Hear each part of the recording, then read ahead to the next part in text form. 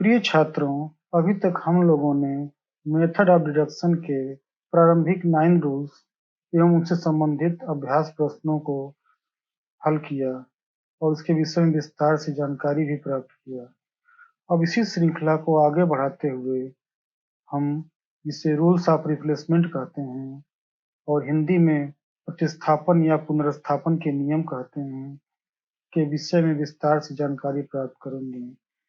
Method of deduction में कुल 19 rule होते हैं, जिनके प्रारंभिक 9 रूल्स अनुमान के नियम के अंतर्गत आते हैं और उसके बाद के संख्या 10 से 19 तक के रूल्स को हम पुनर्स्थापन या प्रतिस्थापन के नियम कहते हैं और अंग्रेजी में रूल्स ऑफ रिप्लेसमेंट के विषय में जानकारी प्राप्त करेंगे। एक बात ध्यान रखने की है, अनुमान के प्रारंभिक 9 रूल्स के सूत्र का प्रयोग हम मेथड ऑफ डिडक्शन के पूरी पंक्ति पर करते हैं, जबकि रूल्स ऑफ रिप्लेसमेंट के सूत्रों का प्रयोग हम उसके किसी भाग पर या पूरे हिस्से में कर सकते हैं, हमें छूट है। लेकिन अनुमान के प्रारंभिक 9 रूल्स का प्रयोग हम पूरी पंक्ति पर ही करेंगे, किसी भाग पर नहीं कर सकते हैं। ये मेथड ऑफ डिडक्शन प्रतियोगी परीक्षाओं के दृष्टि से भी बहुत ही महत्वपूर्ण और स्नातक और प्रस्नातक कक्षाओं की दृष्टि से भी बहुत ही महत्वपूर्ण है। आपको रूल्स ऑफ रिप्लेसमेंट का ज्ञान बहुत ही जरूरी है। Method of deduction, relation, quantification, ये तीनों ही चैप्टर पीजीटी परीक्षा में हर वर्ष आते हैं। तब हम अब अपना अभ्यास शुरू करते हैं।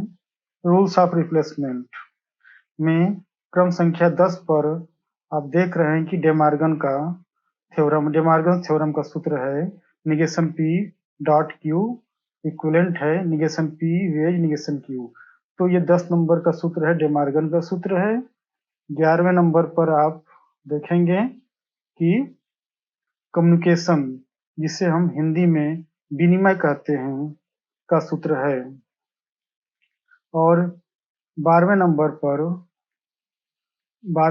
पर है, आप देखेंगे 12वें नंबर पर है एसोसिएशन, जिसे हम साहचर्य हिंदी में कहते हैं। 13वें नंबर पर है डिस्ट्रीब्यूशन, वियोजन हिंदी में कहते हैं। 14वें नंबर पर है डबल निगेशन, हिंदी में द्विधा निषेध इसे कहते हैं।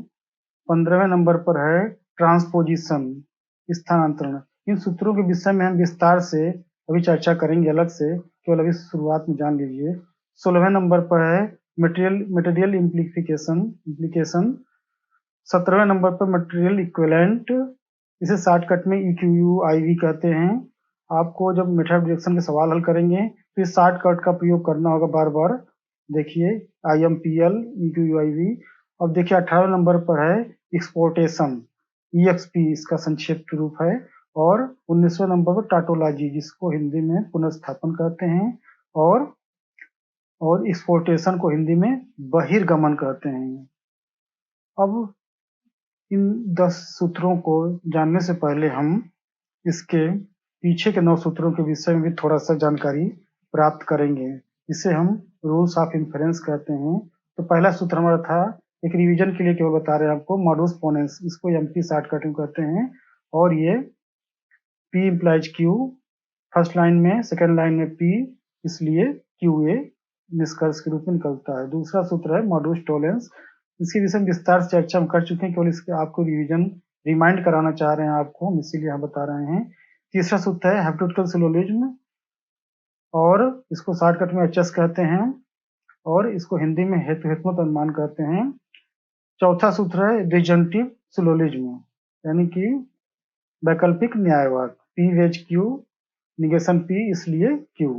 पांचवा सूत्र है कंस्ट्रक्टिव डायलेमा, और इसे हिंदी में विधायक उभयता पास कहते हैं। P implies Q dot R implies S, second line में P वेज R।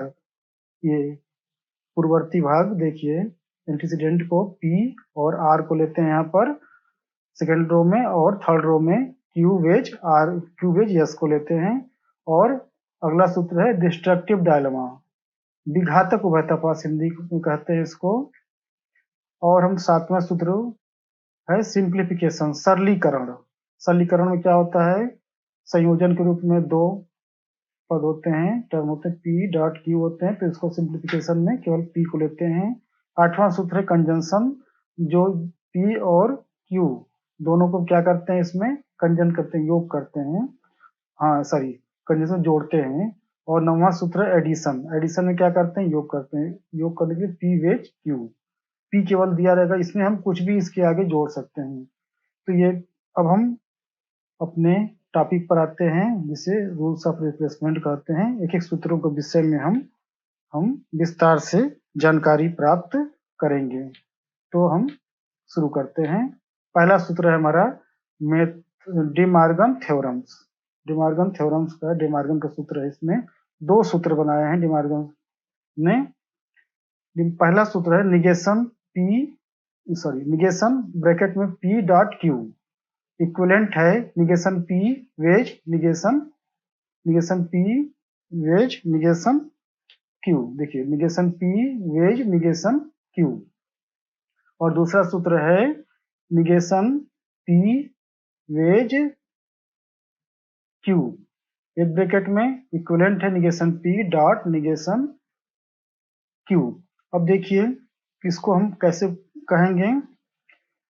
देखिए दो कथन है पी और डॉट क्यू, दो कथनों का निषेध, उनके दो कथनों के संयोजन का निषेध उन कथनों के निषेधों के वियोजन के तार्किक सम होता है।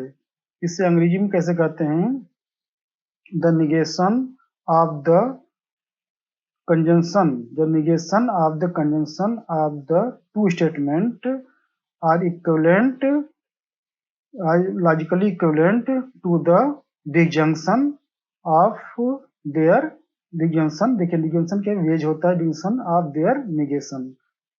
मतलब मूल रूप से आपको ये जानना है कि जब दो पद p डॉट q, दो स्टेटमेंट रहेंगे, दो कथन p डॉट q रहेंगे, उनका निषेध अगर करेंगे तो इक्विवेलेंट होता है negation p wedge negation q के। आपको इसे रटना है, याद कर लेना है सूत्र को।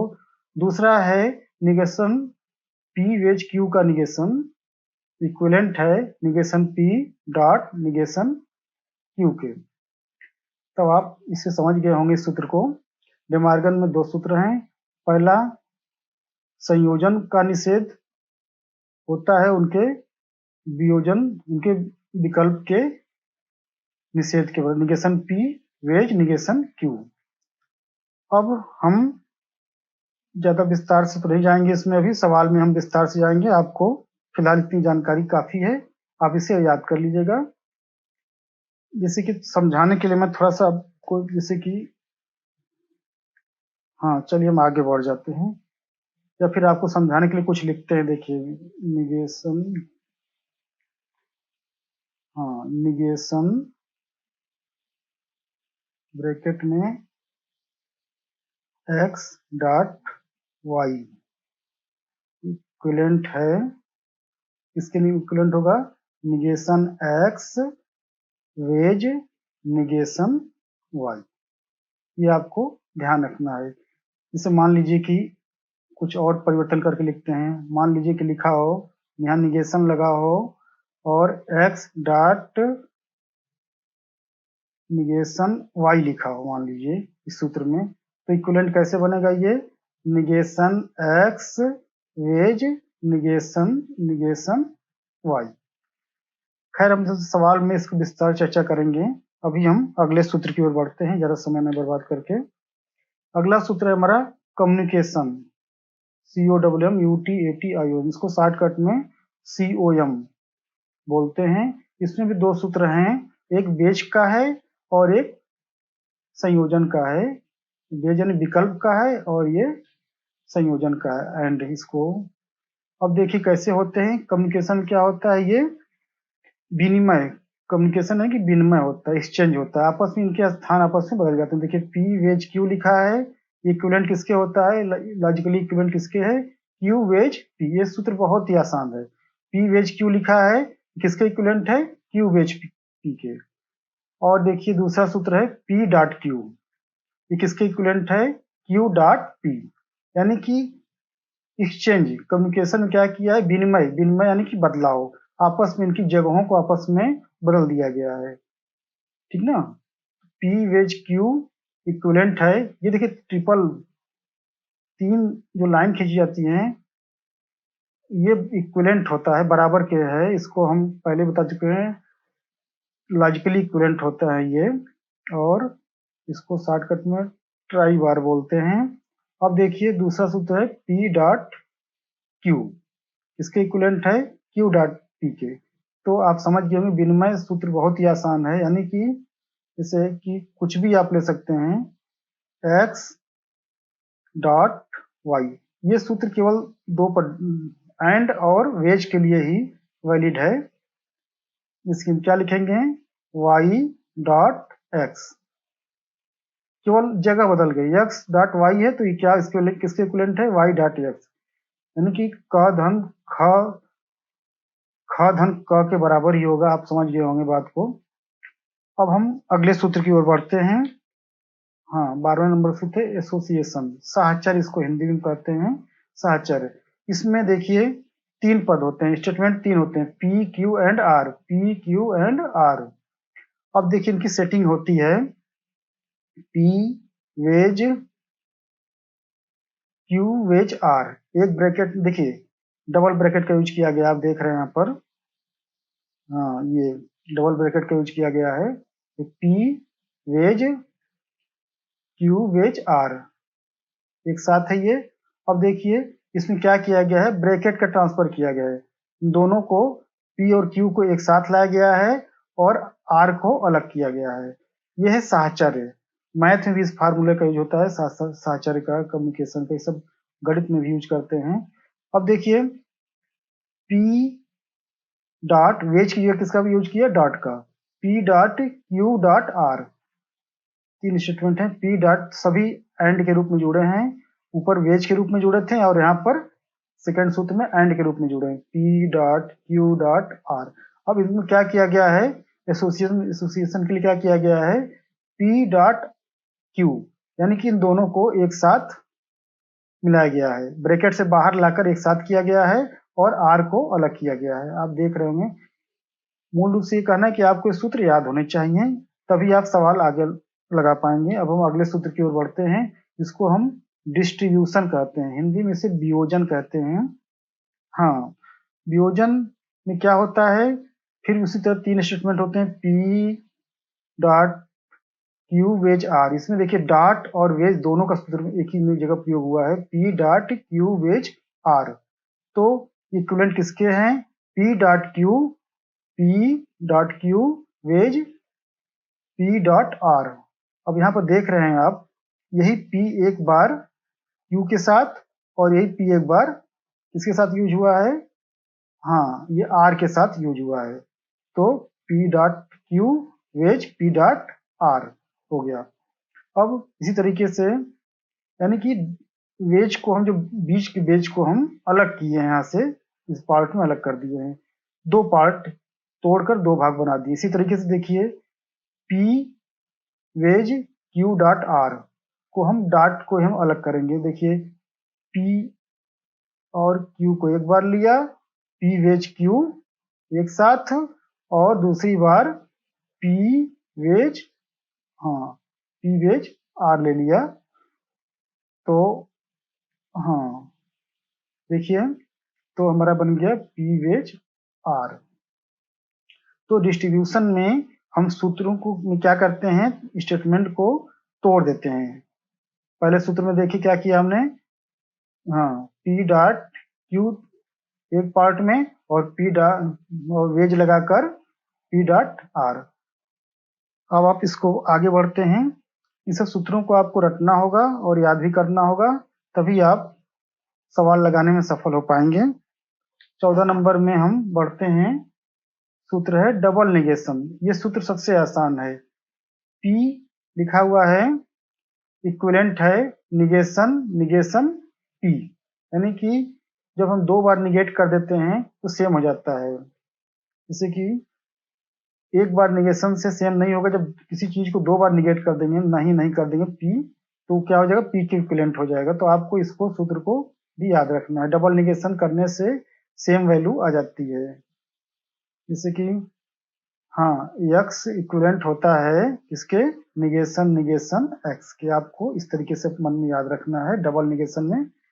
अब हम अगले सूत्र की ओर बढ़ते हैं, नंबर 15, ट्रांसपोजिशन। यानी कि देखिए, ट्रांसपोजिशन में स्थानांतरण, इसको हिंदी में क्या बोलते हैं, स्थानांतरण, स्थान का अंतरण कर देते हैं। देखिए जैसे कि P लिखा हुआ है इम्प्लाइज, देखिए पहली बार इम्प्लाइज का सूत्र का प्रयोग यहाँ पर किया गया है। अभी तक वेज और डॉट का प्रयोग करते थे, पहली बार इम्प्लाइज का, P implies Q, P implies Q किसके इक्विवेलेंट है, निगेशन Q। देखिए पीछे से Q आगे चला गया, P क्या हुआ, पीछे चला गया। जब हमने ट्रांसपोजिशन किया, स्थानांतरण किया, तो निगेशन लग गया। देखिए निगेशन Q हो गया और इम्प्लाइज निगेशन P। यानी कि आपको क्या ध्यान रखना है, जब हम इम्प्लाइज वाले कंडीशंस में P और Q का स्थानांतरण करेंगे तो उनके चिन्ह को आपस में बदल देंगे, आप चिन्ह को बदल देंगे। यानी कि पहले देखिए P इम्प्लाइज Q थे यहाँ पर, P इम्प्लाइज Q, अब किसके इक्विवेलेंट है, negation Q implies negation P के इक्विवेलेंट है ये। तो ये 15वां सूत्र है स्थानांतरण का। स्थानांतरण इम्प्लाइज में, जबकि यही स्थानांतरण देखिए, जैसे मान लीजिए कि P वेज Q लिखा होता तो कोई दिक्कत नहीं थी, आप Q वेज P आसानी से लिख सकते थे, कोई दिक्कत नहीं थी आपको। या P डॉट Q लिखा होता, किसके इक्विवेलेंट है, तो ये Q डॉट P के इक्विवेलेंट माना जाएगा, ये आपस में। लेकिन जब आपको इम्प्लाइज का प्रयोग होगा, तब आपको चिन्ह को, जब हम स्थान बदलेंगे तो क्या करेंगे, चिन्ह को हम जरूर बदलेंगे, negation Q implies negation P। तो आप ध्यान रखिएगा इस बात का। हम अगले सूत्र की ओर बढ़ते हैं, नंबर 16 में है मटेरियल इम्प्लीकेशन। अब देखिए, इसको हम कहते हैं हिंदी में शाब्दिक प्रतिपत्ति। मटेरियल मतलब शाब्दिक प्रतिपत्ति, इसको शॉर्टकट में IMPL तो हम यूज करेंगे इसका, तो क्या बोल देंगे, IMPL। हाँ, मटेरियल इम्प्लीकेशन। अब देखिए इसमें कैसे करते हैं, P इम्प्लाइज Q लिखा है तो ये किसके इक्विवेलेंट है, निगेशन P वेज Q के। तो आपने क्या देखा, इम्प्लाइज को हटाने के लिए और वेज लगाने के लिए हमने क्या कर दिया, P में निगेशन कर दिया गया है यहाँ पर, तभी क्या हो गया, मटेरियल इम्प्लीकेशन हो गया, ये हो गया। इसको हम शाब्दिक प्रतिपत्ति हिंदी में कहते हैं। देखिए ये सूत्र ऐसे हैं पुनर्स्थापन के नियम में, रूल ऑफ रिप्लेसमेंट में, एक दूसरे के स्थान पर आसानी से रखे जा सकते हैं। ये इसकी जगह बदला जा सकता है, उसको हम आसानी से इसकी जगह रख सकते हैं सवालों में। इसे कोई निश्चित नहीं है कि आप बाएं से दाएं पर जाएंगे, आप दाहिने से भी बाएं पर जा सकते हैं, इक्विवेलेंट है। आप जैसे आपकी जरूरत है सवाल में, उस हिसाब से आप इसका प्रयोग करेंगे, इसका ध्यान रखिएगा आप। अब तो आप समझ गए होंगे P इम्प्लाइज Q का मटेरियल इक्विवेलेंट में क्या होगा, निगेशन P वेज Q। तो P में हम निगेशन लगा देंगे तो इम्प्लाइज हट जाएगा, वो क्या हो जाएगा, वेज लग जाएगा। ठीक है, वो अगले सूत्र की बढ़ते हैं, 17 नंबर में है मटेरियल इक्विवेलेंट। इक्विवेलेंस में दो सूत्र देख रहे हैं, इसको शॉर्टकट में EQU बोलते हैं। इसके पहले सूत्र क्या बोलते थे, IMPL वो कहते थे, और इसको हम क्या बोलते हैं, EQUIV इक्विवेलेंट बोलते हैं। इसमें देखिए दो सूत्र हैं। पहला सूत्र है P इक्विवेलेंट Q, ठीक ना, P और Q किसके इक्विवेलेंट होते हैं, हाँ देखिए P implies Q dot Q implies P। इसमें आपको ध्यान रखना होगा कि ये आपस में, हाँ, दो कथन जो होते हैं ये बाई कंडीशनल होते हैं, आपस में उभयसम होते हैं। P implies Q dot Q implies P, क्या है, आपस में एक दूसरे को क्या करते हैं, हाँ, शाब्दिक प्रतिपत्ति के रूप में उभयसम होते हैं, ये बाई कंडीशनल बोलते हैं इसको, कि एक P इम्प्लाइज Q और डॉट Q इम्प्लाइज P। तो आपको याद रखना होगा, पहला सूत्र हो गया। दूसरा सूत्र में क्या है, P इम्प्लाइज Q किसके इक्विवेलेंट है, देखिए P dot Q wedge negation P dot negation Q। ये क्या करते हैं, एक साथ सत्य होते हैं या फिर एक साथ असत्य होते हैं। देख रहे हैं आप, ये एक साथ, हाँ, दोनों ही सत्य होंगे या दोनों ही असत्य हो गए। पहले पार्ट में आपने देखा, ये सूत्र बहुत ही इंपॉर्टेंट है मेटेरियल इक्विवेलेंट का। इसको हिंदी में शाब्दिक समता, मेटेरियल का मतलब शाब्दिक होता है, इक्विवेलेंस का मतलब समता। अब देखिए, P इक्विवेलेंट Q किसके बराबर है, एक ब्रैकेट में दिया हुआ है, किसके बराबर है, P इम्प्लाइज Q और डॉट Q इम्प्लाइज P, यानी कि एक दूसरे में क्या होते हैं, वह सम है, बाय कंडीशनल है, ठीक ना, समता है। P implies Q dot Q implies P, आप इसे रट लीजिएगा, सीधी सी बात है, इसको याद रखिएगा आप। अब देखिए दूसरे सूत्र में क्या है, क्या होते हैं आप, ये आपस में P इक्विवेलेंस में, P इक्विवेलेंस Q में क्या होता है, समता के लिए आप क्या रख सकते हैं, P dot Q wedge negation P dot negation Q है, यानी कि P Q एक साथ सत्य होंगे, या वेज का मतलब या होता है या दोनों असत्य होंगे। तो आप एक दूसरे को आपस में स्थानांतरित कर सकते हैं, इसमें कोई दिक्कत नहीं, जब जरूरत जहां पड़ेगी। इन सूत्रों का उद्देश्य ये है कि सवाल को आप हल कर सके आसानी से इन सूत्रों का प्रयोग करके। तो हम अगले सूत्र की ओर बढ़ते हैं। 18 नंबर पे है क्या, एक्सपोर्टेशन, जिसको हिंदी में बहिर्गमन बोलते हैं, बहिर्गमन। इसमें क्या होता है, बहिर्गमन बाहर निकाला जाता है। देखिए, P डॉट Q एक ब्रैकेट में बंद है, इम्प्लाइज R है, तो क्या किया गया, यहाँ से P को अलग किया गया और Q और R को एक साथ किया गया। देखिए, P को अलग किया गया, इम्प्लाइज लगाया गया बहिर्गमन में, एक्सपोर्टेशन में, और Q और R को एक साथ कर दिया गया। तो आपको ये कंडीशंस याद रखनी है, एक्सपोर्टेशन की जहां जरूरत पड़ेगी उसको अपने हिसाब से हम लगाएंगे। P डॉट Q एक ब्रैकेट में इम्प्लाइज R इक्विवेलेंट है P implies Q implies R के, तो आप इसे याद रखिएगा। अब हम आखिरी सूत्र की ओर बढ़ते हैं। 19 नंबर पर है टाटोलॉजी, इसको हिंदी में पुनर्कथन कहते हैं। पुनर्कथन में क्या, देखिए दो सूत्र हैं यहाँ पर, एक डॉट यहाँ पहला सूत्र है वेज के लिए और दूसरा सूत्र है डॉट के लिए। इसमें होता क्या है, आप देख रहे हैं कि मतलब, हाँ, किसी बात को दो बार लिख दीजिए, जैसे कि एक्स वेज एक्स लिखेंगे आप, तो ये इक्विवेलेंट होगा एक्स के, यानी कि कोई बात को दो बार लिखेंगे तो वो एक ही बार माना जाएगा। पुनर्कथन लिखने से बात वही रहती है, राम या राम कहिए तो राम ही हो जाएगा, ठीक ना, राम और राम कहिए फिर भी राम ही हो जाएगा, आप समझ गए। दूसरे सूत्र में क्या किया गया है, एक्स डॉट एक्स किसके इक्विवेलेंट है, एक्स के। आप देख रहे हैं यहाँ पर क्या है, पी किसके इक्विवेलेंट है, पी डॉट पी के। तो ये सूत्र बहुत ही आसान है, जरा भी कठिनाई नहीं है, आप इसको भी आसानी से याद कर सकते हैं। अब आप इन सभी सूत्रों को अच्छी तरह से याद कर लीजिएगा, आपको रटना ही होगा, रटना होगा तभी आप, हाँ, रटने के साथ साथ मनन करना होगा, चिंतन और मनन से ही मेथड ऑफ डिडक्शन को हल करना संभव है। रटने से भी आप नहीं कर सकते हैं, जब तक आपको चिंतन मनन नहीं करेंगे सूत्रों का और यूज नहीं करेंगे। जब प्रयोग करेंगे तो आपको धीरे धीरे अभ्यास बढ़ेगा, प्रैक्टिस से परफेक्शन आता है। तब हम अपनी पहली एक्सरसाइज की ओर बढ़ते हैं, तब आपको और अच्छी तरह सूत्रों का प्रयोग करना समझ में आएगा। तब हम देखिए, आई एम कॉपी की पुस्तक सिंबॉलिक लॉजिक के एक्सरसाइज पहला को हम हल करना शुरू करते हैं। पहला सवाल को लेते हैं आप, इसमें कुल 20 सवाल हैं। देखने से बहुत घबराहट लगेगी, लेकिन आप घबराइएगा नहीं, बहुत ही आसान आसान सवाल हैं। इसमें केवल एक्सरसाइज 1 में क्या करना है आपको, इनमें सूत्रों का प्रयोग, कौन से सूत्र का प्रयोग हुआ है उसको आपको बताना है। तो देखिए हम पहला सवाल शुरू करते हैं। आप देखेंगे पहला सवाल हमारा क्या लिखा हुआ है, हाँ, पहला सवाल देखिए लिखा है ए, हाँ सॉरी, निगेशन ए, आप देख रहे हैं यहाँ पर, इसको हम हाईलाइट करते हैं, हाँ, negation A implies B dot C wedge negation D.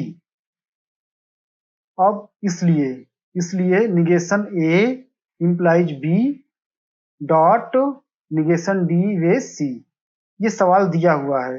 आपको बताना क्या है इसमें, कि ये पहली लाइन से दूसरी लाइन कैसे आया। तो हाँ, आप देख रहे हैं निगेशन ए इम्प्लाइज बी और negation A implies B same बात है, इसमें कोई बदलाव नहीं किया गया है। बदलाव इस पार्ट में किया गया है सी वेज निगेशन डी। अब देख रहे हैं यहाँ पर क्या लिखा हुआ है, सी वेज निगेशन डी, और यहाँ क्या लिखा हुआ है, निगेशन डी वेज सी। तो इनका आपस में क्या किया गया है, जगह का बदलाव किया गया है। आप देख रहे हैं ये क्या हुआ, ये आगे आया है और ये क्या हुआ है, ये पीछे चला गया है। तो सी और डी की आपस में जगह को हम बदल दिए हैं। तो इसमें कौन सूत्र लगाया गया है, कम्युनिकेशन का। कम्युनिकेशन माने क्या होता है, विनिमय, ठीक ना, एक्सचेंज कर दिया गया, उनकी जगह को क्या कर दिया गया है, बदल दिया गया है, कम्युनिकेशन। तो हम क्या देखते हैं यहाँ पर, इसमें लिखेंगे हम, क्या लिखेंगे, सी ओ एम, कम्युनिकेशन लिखिए, चाहे डबल एम लिख दीजिए, कम्युनिकेशन। इसमें क्या किया गया है, कम्युनिकेशन किया गया। तो आपको यही बताना है कि क्या किया गया इसमें, इसमें क्या, कौन सा सूत्र लगाया गया, आपको ये बताना है। तो आप देख रहे हैं ना, फिर से एक बार समझिए। पहला पार्ट में कोई बदलाव नहीं किया गया है, दूसरे पार्ट में हाँ, negation A implies B dot C wedge negation D. C wedge negation D में क्या किया गया है, निगेशन डी वेज सी कर दिया गया है। तो इसको क्या कहेंगे, कम्युनिकेशन कर दिया गया है। अब देखिए, अब हम अपने अगले सवाल की ओर बढ़ते हैं। हाँ, अगले सवाल में क्या है, आप देख रहे हैं, हाँ, negation E wedge F, negation E wedge F, तो आप dot G wedge negation H. यहाँ पर कहाँ बदलाव किया गया, देखिए, जी वेज निगेशन एच तो सेम है, इसमें कोई बदलाव नहीं किया गया। ये लाइन और ये पंक्ति क्या है, सेम है। बदलाव कहाँ किया गया है, देखिए पहले पार्ट में निगेशन ई वेज एफ को क्या बना दिया गया है, ई इम्प्लाइज एफ। आप देख रहे हैं इसमें क्या किया गया है, इम्प्लीफिकेशन का सूत्र लगाया गया है। इसको हिंदी में क्या बोलते हैं, प्रतिपत्ति। हाँ, ठीक ना। तो इसको हम क्या लिखेंगे, यहाँ पर कौन सूत्र प्रयोग किया गया है। आप जब सूत्रों को फिर से देखेंगे, पीछे अभ्यास करेंगे तो आपको समझ में आ जाएगा। इसको क्या बोलते हैं, IMPL, इम्प्लीफिकेशन, हिंदी में प्रतिपत्ति बोलते हैं, का प्रयोग किया गया है। तो आपको ध्यान देना है इस अभ्यास प्रश्न में कि पहली पंक्ति और दूसरी पंक्ति में क्या बदलाव किया गया है, उसको जब ध्यान रखेंगे, और जब बदलाव किया गया है तो कौन से सूत्र का प्रयोग किया गया है, तो ये आपको ध्यान रखना पड़ेगा। तो पीछे के सूत्र जो आप चिंतन मनन किए रहेंगे, याद रहेगा, तभी आपको ध्यान दे पाएंगे कि हाँ, इसमें कौन सा बदलाव किया गया है। तो देख रहे हैं, निगेशन ई है, यहाँ पर ई हो गया, वेज की जगह इंप्लाइज हो गया, और एफ को ऐसे। तो आपने याद होगा कि उसमें किसमें होता है, इम्प्लीफिकेशन होता है। अब देखिए, अब हम आगे बढ़ते हैं अपने नेक्स्ट सवाल की ओर, सवाल नंबर 3। इसमें देखिए क्या करते हैं, हाँ, आई इंप्लाइज निगेशन जे, आई इंप्लाइज निगेशन जे, वेज, हाँ, आई इंप्लाइज निगेशन जे वेज, के निगेशन के इंप्लाइज निगेशन एल। ये मेरी पहली पंक्ति है, और इसलिए क्या कंक्लूजन निकाला गया है, आई इंप्लाइज निगेशन जे, कोई बदलाव नहीं किया गया है। अब देखिए यहाँ पर क्या किया गया है, हाँ, के की जगह, निगेशन के की जगह क्या लाया गया है, इसको उठाकर एल लाया गया है, और निगेशन के कहाँ चला गया है, के बन गया है, पीछे चला गया है। यानी कि दो से एक दूसरे को क्या किया गया, स्थानांतरण किया गया है। इसको अंग्रेजी में क्या बोलते हैं, ट्रांसपोजिशन। आपको याद होगा, बताया गया था कि इंप्लाइज में जब स्थान बदलते हैं तब हम उसको क्या बोलते हैं, ट्रांसपोजिशन, स्थानांतरण बोलते हैं। जबकि डॉट और वेज में कोई बदलाव नहीं होता, केवल इंप्लाइज वाले पार्ट में ही हम बदलाव करते हैं। देखिए यहाँ पे क्या लिखेंगे हम, ट्रांसपोजिशन, TRANS, ट्रांसपोजिशन। तो आप समझ गए होंगे, थोड़ा सा ध्यान देने की बात है बस, बहुत ही आसान है। एक्सरसाइज 1, यानी कि निगेशन के इंप्लाइज निगेशन एल में बदलाव किया गया है, क्या बन गया है, एल इंप्लाइज के। अब देखिए हम अगले सवाल की ओर बढ़ते हैं। हाँ, इसमें क्या है, देखिए ध्यान देखिएगा, एम इंप्लाइज निगेशन ब्रैकेट में एन वेज निगेशन ओ। इसमें क्या किया, एम को तो कोई बदलाव नहीं किया गया है इसलिए में, लेकिन यहाँ देखिए, ध्यान से देखिएगा, यहाँ पर ये पूरे पार्ट बदल गया है। क्या हो गया है, ब्रैकेट टूटा है, और negation N dot negation negation O. आपको याद होगा कि इसमें हम डेमार्गन थ्योरम का यूज किया गया है, जैसे कि लिखा है, मान लीजिए negation P wedge negation Q लिखा है। तो डेमार्गन थ्योरम में क्या होता है कि जब हम ब्रैकेट खोलेंगे तो निगेशन पी और वेज की जगह डॉट लगाएंगे, और देखिए एक ऑलरेडी क्यू निगेशन पहले से है, तो हम एक निगेशन और लगाएंगे, एक निगेशन और लगाकर क्यू बना दिया। तो ये हो गया डेमार्गन थ्योरम कंप्लीट। तो आपने फिर से एक बार ध्यान से देखिएगा, ब्रैकेट के अंदर ये पूरी बात लिखी है, इसको डेमार्गन के सूत्र के द्वारा तोड़ा गया है। ये वियोजन को हम जब तोड़ते हैं, हाँ, तो वो निषेधों के संयोजन के निषेध में आ जाता है। Negation N dot negation negation O. तो आप ध्यान रखिएगा, डेमार्गन है डी ई, हाँ, एम, डेमार्गन, शॉर्टकट में डेमार्गन लिखते हैं इसको। अब देखिए हम अगले सवाल की ओर बढ़ते हैं।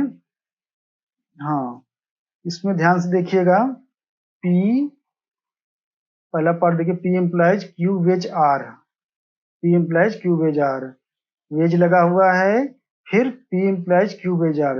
यहाँ ध्यान दीजिए एक ही बात दो बार लिखी गई है, यहाँ पर एक ही बात को वेज के माध्यम से दो बार लिखी गई है, और निष्कर्ष में क्या किया गया है, एक बार लिख दिया गया है। तो आपको अपने आखिरी सूत्र याद होगा टॉटोलॉजी का।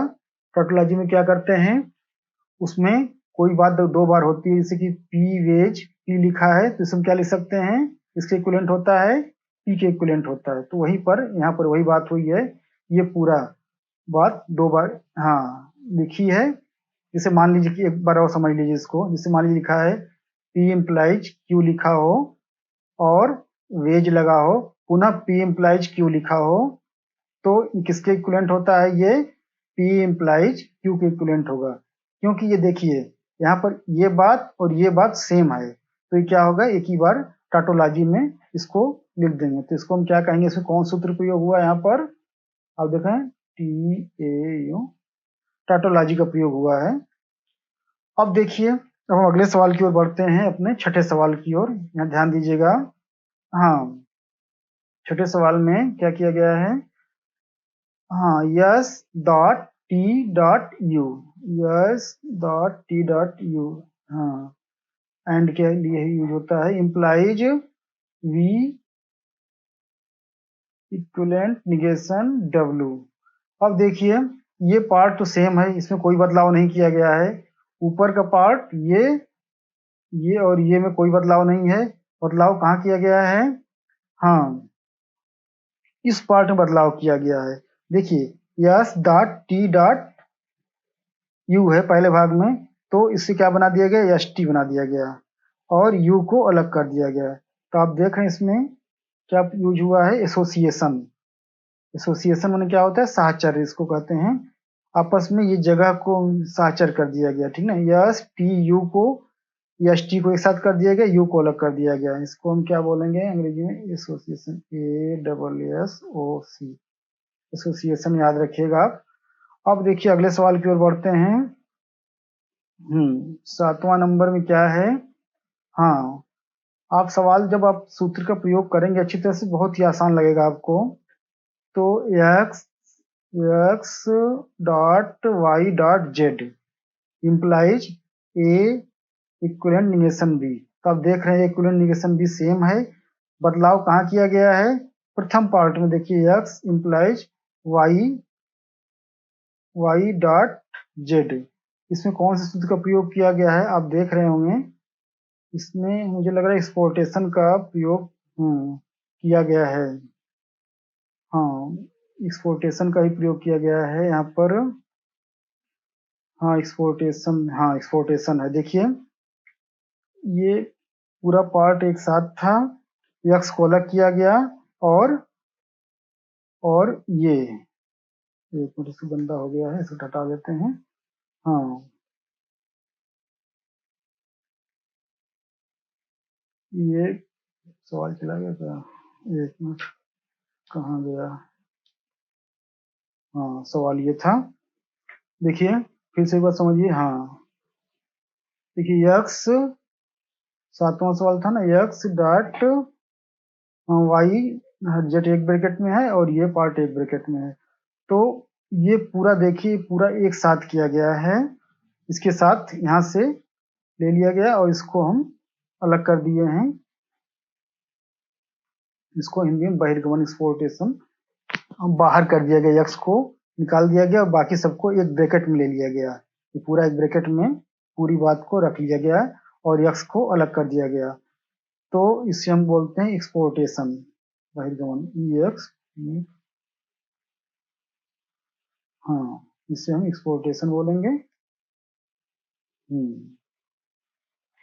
तो आपको याद रखना होगा, ये केवल एक एक लाइन के सवाल हैं, इसे लिखना होगा। अब हम 8वें सवाल की ओर बढ़ते हैं। हाँ, इसमें देखते हैं क्या है।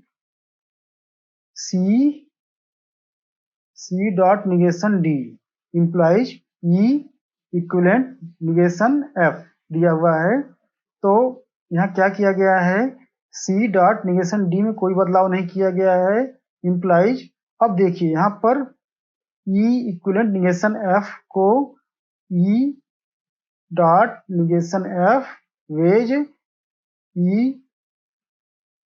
डॉट निगेशन, थोड़ा सा ये मिसप्रिंट है, निगेशन एफ का प्रयोग किया गया है। तो आप देख रहे हैं ई डॉट, यहाँ पर थोड़ा गलती लग रहा है मुझे, एक निगेशन और आएगा तब जाकर ये कंप्लीट हो पाएगा, नहीं तो ऐसे गलत हो जाएगा ये सवाल, कुछ मिसप्रिंट है सवाल में। क्योंकि आप देख रहे हैं कि ये ई, इस लाइन को देखिए ध्यान से, ई इक्विवेलेंट निगेशन एफ में जब हम यूज करते हैं, हाँ इक्विवेलेंट का, हाँ शाब्दिक समता का, तो ये क्या हो रहा है देखिए, E dot negation F, E dot negation F wedge negation E, पहले पार्ट को ऐड किया गया फिर उनका निगेशन किया गया है, वेज लगाकर निगेशन, निगेशन ई डॉट निगेशन निगेशन एफ होगा यहाँ पर, क्योंकि ऑलरेडी एक निगेशन पहले से लगा हुआ है।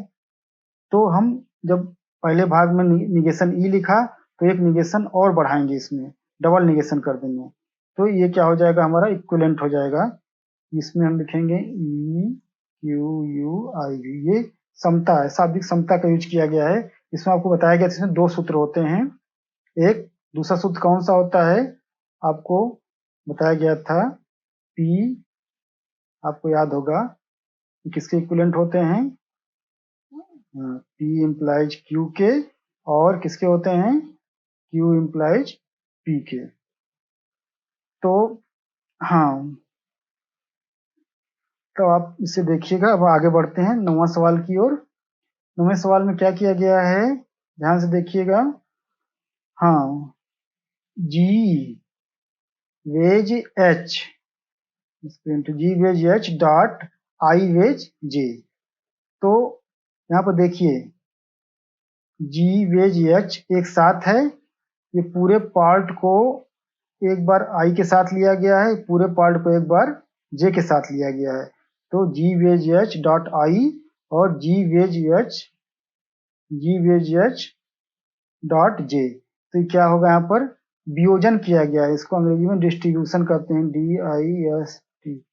तो डिस्ट्रीब्यूशन समझ में आएगा, आपको ध्यान समझिएगा इसको। जैसे कि जी वेज एच को आप पी समझिए, मान लीजिए जी वेज एच को आप पी समझिए, पी डॉट आई वेज जे लिखा हो मान लीजिए। हाँ, समझाने के लिए हम जी वेज एच को हम पी के बराबर मान रहे हैं। तो P dot I wedge J, तो यहाँ क्या हुआ गया है, ध्यान से देखिएगा। हाँ, पी डॉट आई एक ब्रैकेट में और वेज लगाकर दूसरे ब्रैकेट में क्या लिखा, पी डॉट जे, ये क्या कहलाएगा, ये डिस्ट्रीब्यूशन, ये डिस्ट्रीब्यूशन हो गया, वियोजन हो गया, तोड़ा गया, अलग अलग किया गया। इसको कैसे किया गया, एक बार पी डॉट आई को लिया गया वेज लगाकर, फिर क्या किया गया, पी डॉट जे को लिया गया, अलग किया गया। तब आप जब सवाल सूत्र को देखेंगे ध्यान से तो सब कुछ समझ में आएगा धीरे धीरे अभ्यास करने से। सब अभ्यास का खेल है। अब आगे देखिए 10वें नंबर में हम आते हैं। हाँ, इसमें क्या किया गया ध्यान समझिएगा। हाँ, K.L implies M.N.O.P।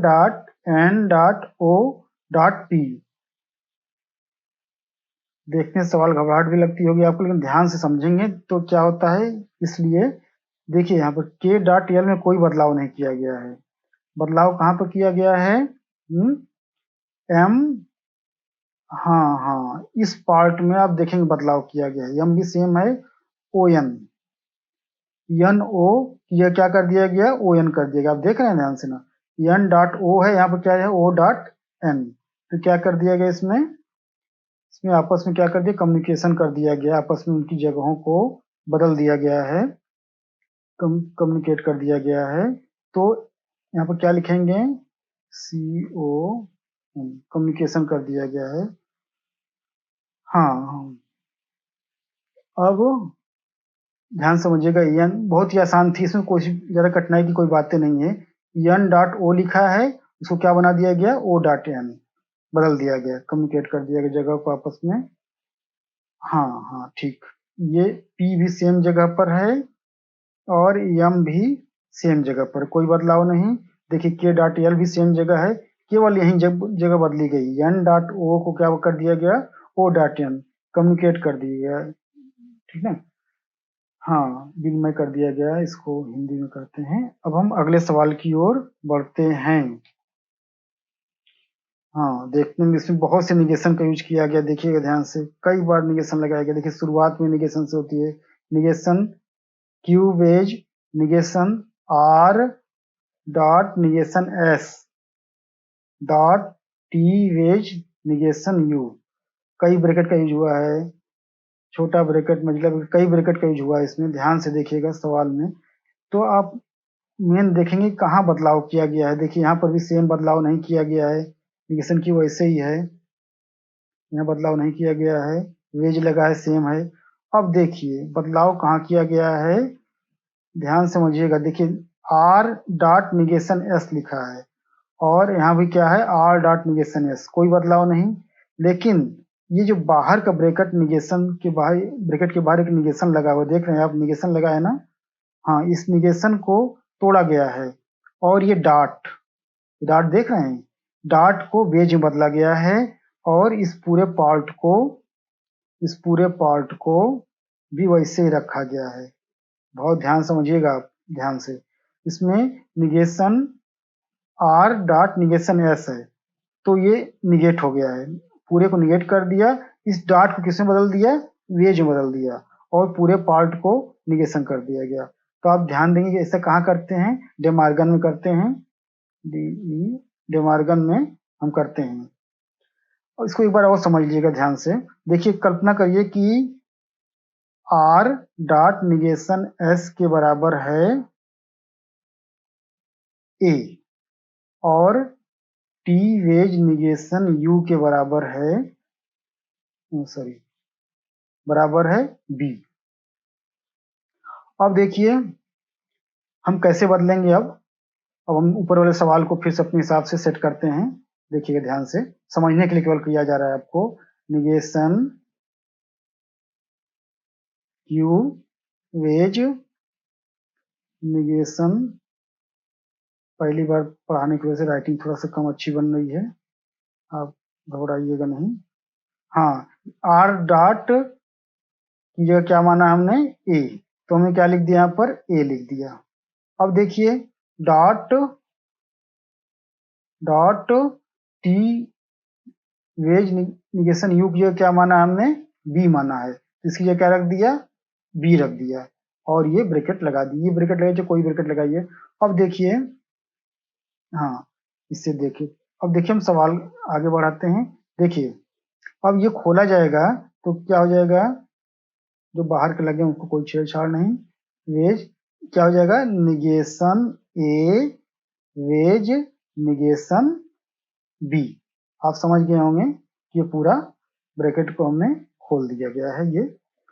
ये लाइन आप समझ गए होंगे कि एक जगह क्या माना था? एक जगह हमने आर डॉट निगेशन एस लिया था, तो ये निगेशन ये हो गया। यानी कि कहने का मतलब है कि जब ये ब्रैकेट खुलेगा, निगेशन जब टूटेगा अंदर जाएगा, तो ये डॉट वेज बदल जाएगा। जो डॉट है ये वेज बदल। डे मॉर्गन थ्योरम में ऐसा होता है, डे मॉर्गन के सूत्र में होता है, उसके संयोजन का जो निषेध होता है, उसके विकल्प निषेधों के, हाँ, उसके निषेधों के वियोजन में हो जाता है वो।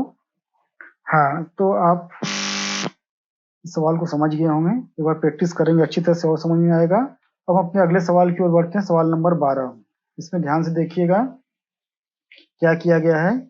इसमें देखते हैं, negation V implies W implies negation x dot y implies negation z।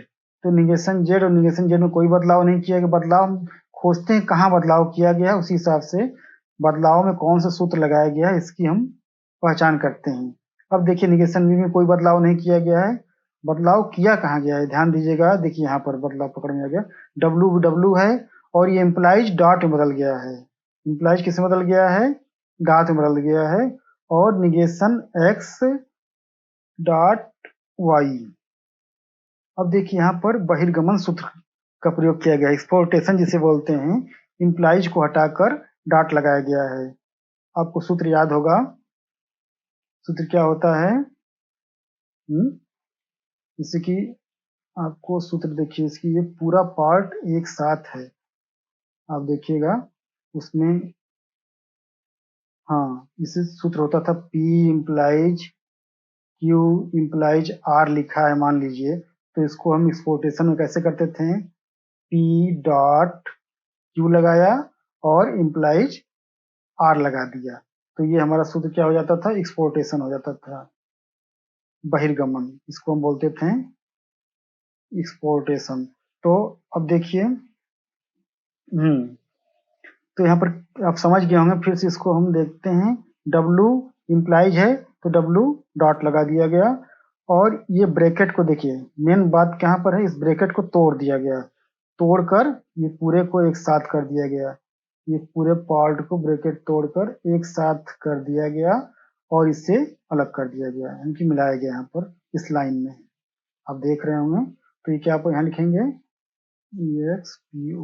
Exportation किया गया है, आपको ध्यान रखना होगा।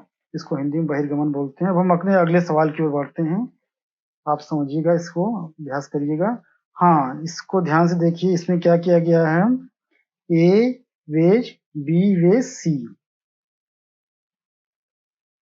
वेज D वेज D और E।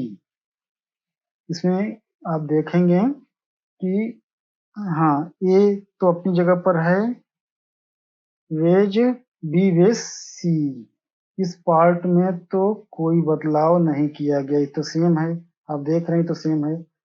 हाँ, वेज भी है।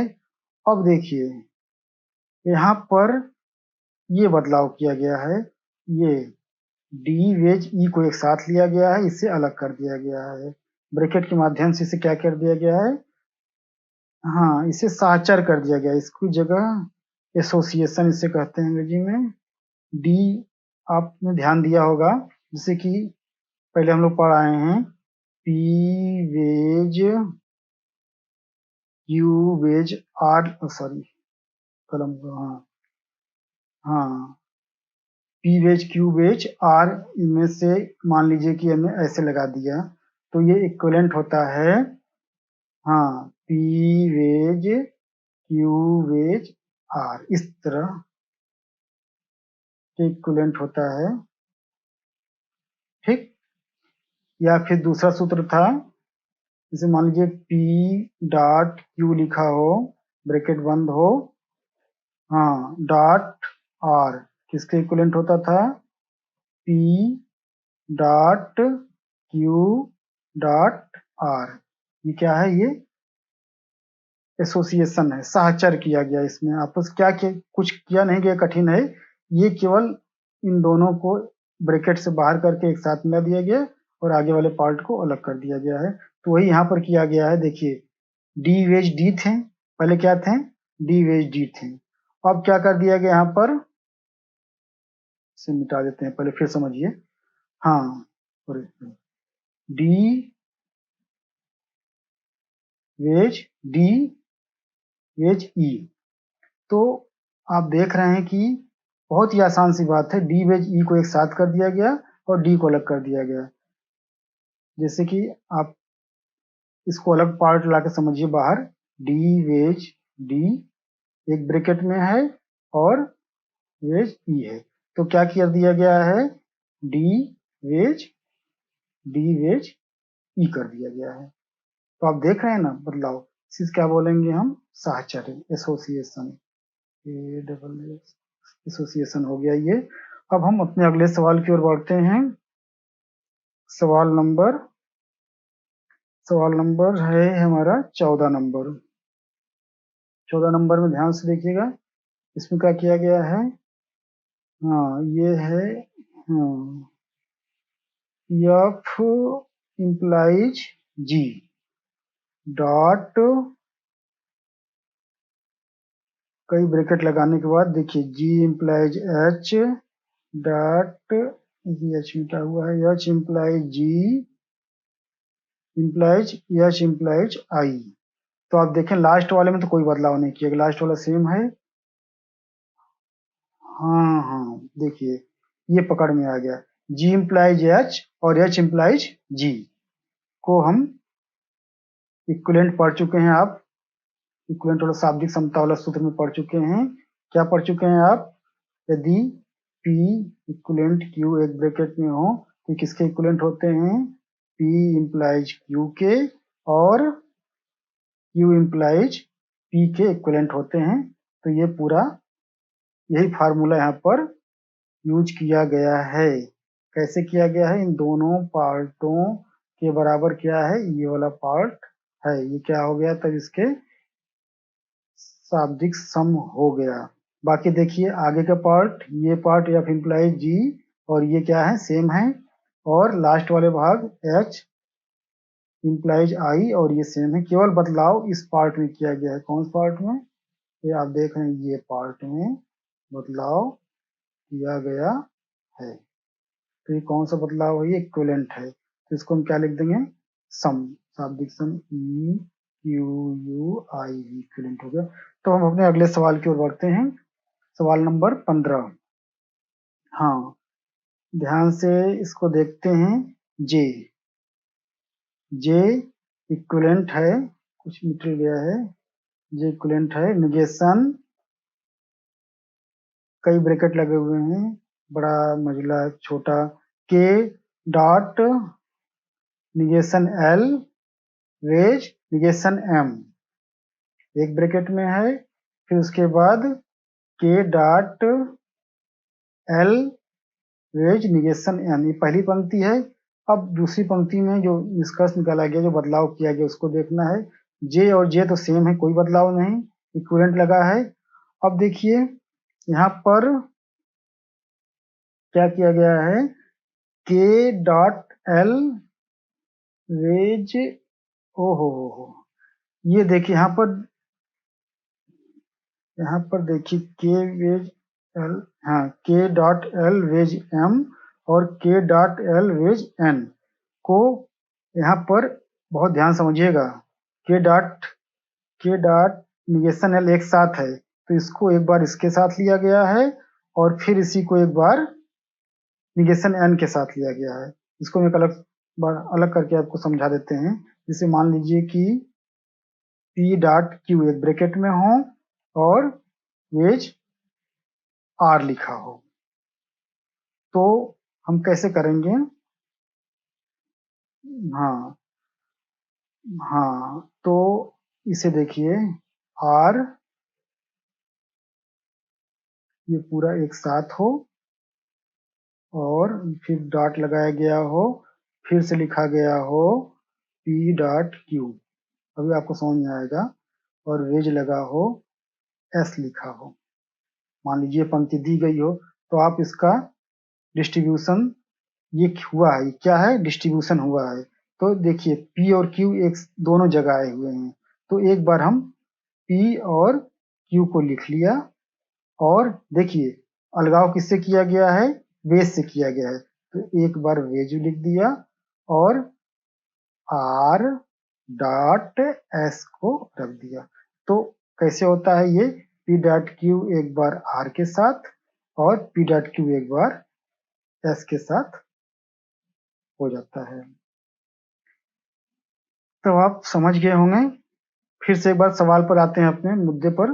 देखिए K dot negation L wedge negation M है एक पार्ट में, और फिर से के डॉट निगेशन एल लिखा गया है, जो पहली पंक्ति यहाँ पर लिखा गया था के डॉट निगेशन एल, देखिए यहाँ पर लिखा हुआ है के डॉट निगेशन एल एक बार लिखा हुआ है, पुनः दोबारा लिखा गया है के डॉट निगेशन एल। हाँ देखिए फिर समझिए एक बार, के डॉट पढ़ने जा रहे हैं, हाँ देखिए के डॉट निगेशन एल और के डॉट निगेशन एल एक दोनों बातें लिखी हुई हैं, केवल बदलाव इसमें है, पन्ना क्यों लग जा रहा है बार बार, हाँ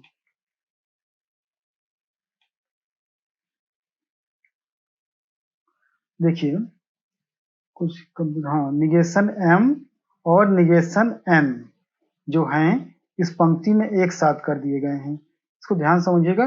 और के डॉट निगेशन एल दोनों को अलग करता है, के डॉट निगेशन एल यहाँ भी है, के डॉट निगेशन एल यहाँ भी है, और निगेशन एम और निगेशन एन को एक साथ किया गया है। एक बार इसे और समझिए, एक बार टेंशन मत लीजिएगा, और बार समझिए। देखिए मान लीजिए कि पी वेज क्यू लिखा है सीधी भाषा में, और फिर लिखा है डॉट, हाँ डॉट लिखा हो पी वेज आर। अब देखिए यहाँ पर क्या देख रहे हैं आप, पी, पी यहाँ भी है, हाँ पी यहाँ भी है और पी यहाँ भी है, तो एक बार पी लिखा, एक बार हमने पी लिखा, और उसके बाद हमने वेज लगा दिया, और क्यू डॉट आर को एक साथ कर दिया गया, यानी कि ये एक बार इसके लिए एक बार इसके लिए आया है। तो आप अभ्यास करने समझ में आ जाएगा ये क्या बना हुआ है, डिस्ट्रीब्यूशन, DIS डिस्ट्रीब्यूशन हुआ है। अब देखिए, अब हम अपने अगले सवाल की ओर बढ़ते हैं, सवाल नंबर 16। यहाँ पर ध्यान समझिएगा, O implies P dot negation Q equivalent P dot double negation R दिया हुआ है। देखते हैं कहाँ पर बदलाव किया गया है। O तो सेम है, यहाँ पर कोई बदलाव नहीं, implies P dot negation Q भी सेम है, कोई बदलाव नहीं किया गया है। बदलाव कहाँ किया गया, इक्विवेलेंट भी सेम है। अब देखिए P की जगह क्या किया गया, ध्यान दीजिएगा, दो बार निगेशन लगाया गया है, और negation R, negation negation R लिखा है, देख रहे हैं आप ना, निगेशन निगेशन R, ये क्या हो गया, निगेशन निगेशन R सेम है। तो बदलाव कहाँ किया गया है, अब ध्यान से देखिएगा, ये P किसमें बदल गया है, देख रहे हैं, निगेशन P में क्या किया गया है, डबल निगेशन लगा दिया गया, पहले पढ़ चुके हैं। X किसके इक्विवेलेंट है, निगेशन निगेशन X के इक्विवेलेंट है, इसको हम डेमार्गन का प्रयोग यहाँ पर किया गया है, या आप डीएन का, सॉरी डेमार्गन का डीएन, द्विधा निषेध का प्रयोग किया गया है। तो हम यहाँ क्या लिख देंगे, डीएन द्विधा निषेध, डबल निगेशन, इसको अंग्रेजी में हम डबल, देखिए यहाँ पर देख रहे हैं, यहाँ पर पी लिखा हुआ है और यहाँ पर क्या किया गया है, डबल निगेशन किया गया, negation negation negation negation P कर दिया गया है, जैसे एक्स लिखा हुआ है और निगेशन निगेशन एक्स कर दिया गया, डबल निगेशन। तो आप समझ गए होंगे, इसमें बहुत ही आसान था ये। और हम अपने अगले सवाल की ओर बढ़ते हैं, सवाल नंबर 17 में क्या है, देखिए ध्यान से, हाँ इतने इतने निगेशन के इतने निशान लगाए गए हैं कि कितने कठिन सवाल लग रहे हैं देखने में, लेकिन घबराने की जरूरत नहीं है। निगेशन एस इक्विवेलेंट है negation negation T implies negation negation triple wall negation, देखिए negation negation negation U wedge negation T dot S. इसमें देखिए निष्कर्ष क्या निकाला गया, निगेशन एस कोई बदलाव नहीं किया गया यहाँ पर।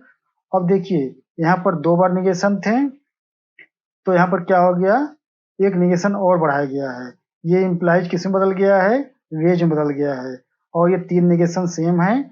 और ये पूरा पार्ट देखिए, ये इस पूरे पार्ट में कोई बदलाव नहीं किया गया है। आप देख रहे हैं इस पूरे पार्ट में कोई बदलाव नहीं किया गया। बदलाव केवल कहाँ किया गया है, ये इम्प्लाइज जो है वेज में बदल गया है और एक निगेशन बढ़ गया है। तब आप प्रतिपत्ति पढ़ चुके हैं, इम्प्लीकेशन पढ़ चुके हैं। उसमें क्या होता था, जैसे मान लीजिए P इम्प्लाइज Q लिखा है, किसके इक्विवेलेंट होता था, निगेशन P वेज Q के इक्विवेलेंट होता है। तब आप तब आप समझ गए होंगे। जैसे मान लीजिए इस सवाल के एग्जाम्पल के साथ समझाते हैं आपको। जैसे मान लीजिए लिखा है निगेशन निगेशन P लिखा है, और इम्प्लाइज निगेशन निगेशन क्यू लिखा है मान लीजिए। तो इसका जब प्रतिपत्ति करेंगे तो क्या हो जाएगा, एक निगेशन और बढ़ जाएगा। यहाँ पर 2 निगेशन की जगह क्या हो जाएगा, 3 हो जाएगा। और वेज लग जाएगा, और ये पीछे वाला पार्ट निगेशन क्यू सेम रहेगा। कहने का मतलब ये है कि यहाँ पर 2 निगेशन देखिए पहले से थे टी, तो एक तीसरा निगेशन, 2 पहले से थे तो एक तीसरा निगेशन ये बढ़ाया गया है। क्यों, क्योंकि इसको प्रतिपत्ति लगाया, इम्प्लीकेशन लगा, सूत्र लगाया गया है। तो इसमें क्या लिखेंगे, IMPL। आप इसे ध्यान से पढ़िएगा, ये बहुत अच्छा सवाल लग रहा है मुझको। इसमें ध्यान देने की बात है, एक निगेशन बढ़ाकर वेज लगाकर इसको क्या किया गया, इम्प्लीकेशन किया गया है, प्रतिपत्ति किया गया है। अब हम अपने अगले सवाल की ओर बढ़ते हैं, सवाल नंबर 18। इसमें भी कुछ ज्यादा ही निगेशन और स्टेटमेंट का प्रयोग है। V implies negation W implies negation negation X wedge negation Y implies Z wedge negation Z implies negation Y लिखा हुआ है। अब देखिए इस पार्ट में कोई बदलाव नहीं किया गया है, इम्प्लाइज भी सेम है। बदलाव कहाँ किया गया है, आप देखिए इस पार्ट में बदलाव किया गया है। और इस पार्ट में भी कोई बदलाव नहीं किया गया। इसमें इस पूरे पार्ट में कोई बदलाव नहीं किया गया।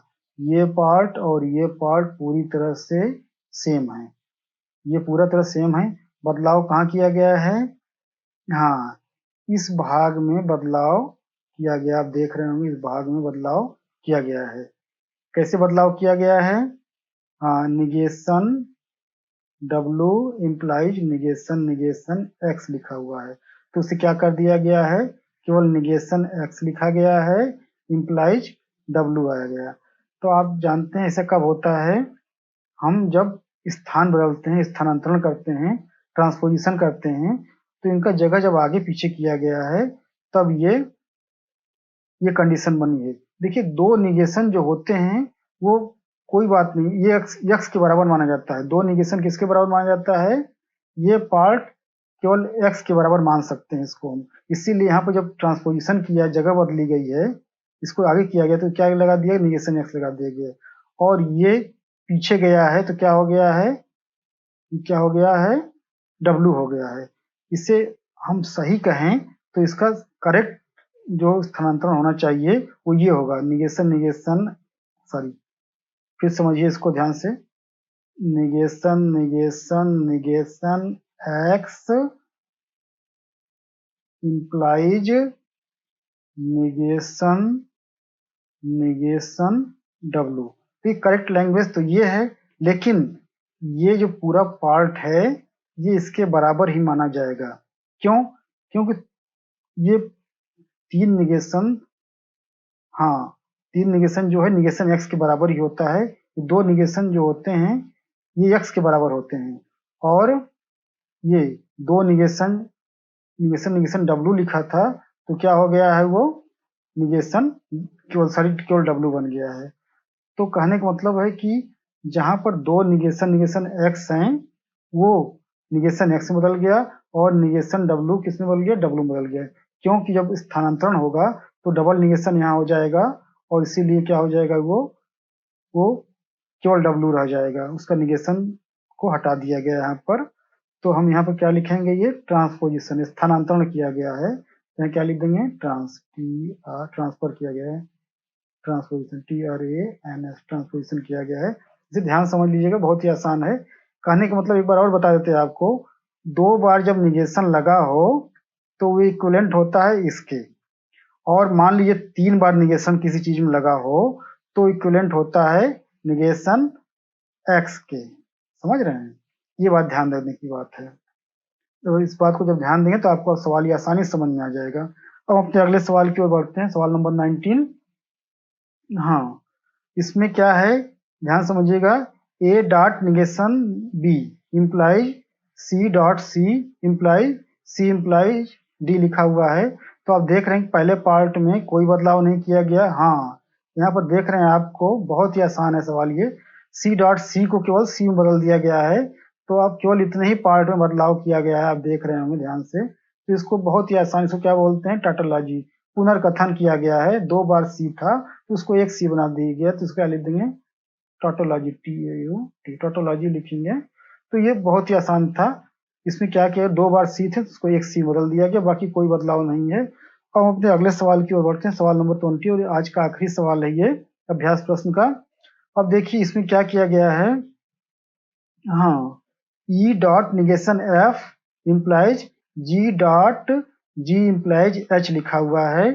तो E डॉट निगेशन F तो सेम है, बदलाव कहाँ किया गया है, ये देखिए, इस पार्ट को इस पार्ट में G इम्प्लाइज H को G dot G implies H बदल दिया गया है। ये क्या कर दिया गया है, इम्प्लाइज जब डॉट मिलते हैं उसको क्या बोलते हैं, बहिर्गमन, एक्सपोर्टेशन बोलते हैं, बहिर्गमन कर दिया गया है, आपको सिर्फ पहले बताया जा चुका है। तो ये ब्रैकेट के साथ एक साथ आ गए हैं और ये ब्रैकेट के बाहर इसके साथ मिल गया है और ये G डॉट H बन गया है। इसको एक बार और समझ लीजिए, जैसे कि P implies Q implies R कहीं लिखा हो अगर, तो ब्रैकेट में लगाते हैं, हाँ इस तरह लिखा हो तो, हाँ ये लिखा हो तो इक्विवेलेंट किसके माना जाता है, P dot Q implies R के इक्विवेलेंट माना जाता है। तो वही बात यहाँ पर हुई है, इस, हाँ इम्प्लाइज को हटाकर डॉट लगा दिया गया, एक साथ लाया गया, और इसको सबसे जो लास्ट पार्ट था वो लास्ट अलग ही रह गया है। हाँ ये H वैसे ही है, केवल इनका आपस में एक्सपोर्टेशन कर दिया, बहिर्गमन कर दिया। तो यहाँ पर क्या लिखेंगे, EXPOR एक्सपोर्टेशन, बहिर्गमन कर दिया गया। तो इस प्रकार ये 20 सवाल आज बताए गए पहली एक्सरसाइज में। अब आप इसे अभ्यास करिएगा बहुत ध्यान से। ये पुनर्कथन, पुनर्स्थापन, इसे पुनर्कथन कुछ भी कहिए, रूल ऑफ रिप्लेसमेंट के 10 सूत्र और उनके अनुप्रयोग थे। आप इनका बहुत ही अच्छी तरह अभ्यास करिएगा, बहुत ही आसान है। आप एक बार प्रैक्टिस करेंगे, सूत्र याद कर लेंगे तो सब समस्या हल हो जाएगी। और आप चिंतन मनन करिएगा इन सूत्रों का। हाँ, अब हम अगले भाग में कुछ नए अनुप्रयोग एक्सरसाइज 2 में सीखेंगे। और कोई कमेंट बॉक्स में कोई दिक्कत हो तो आप कमेंट बॉक्स में शेयर कर सकते हैं। और हाँ, एक बात और बतानी है आपको, पीजीटी के लिए हम पूरा सेट तैयार करेंगे, आपको समझाएंगे, लेकिन ये पीजीटी का एक भाग समझिएगा, इसको पीजीटी से अलग न समझिएगा, क्योंकि आपके सिलेबस में ये method of deduction, quantification, relation सब कुछ दिया हुआ है, इसीलिए आप इसको हल्के से ना लीजिएगा। और मेरी पिछली वीडियो को आप पीजीटी के लिए पूरा सिलेबस ही समझिएगा। तो आप अभ्यास करिएगा। आपका धन्यवाद, थैंक यू।